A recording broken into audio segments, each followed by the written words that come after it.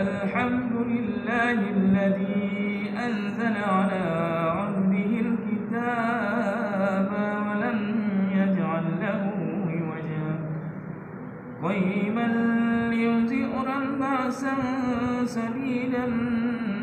من لدنه ويبشر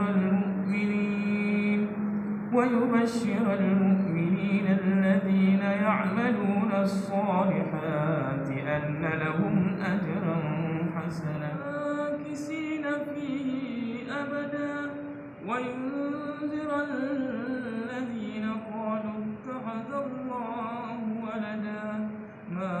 لهم به من علم ولا لآبائهم كبرت كلمة تخرج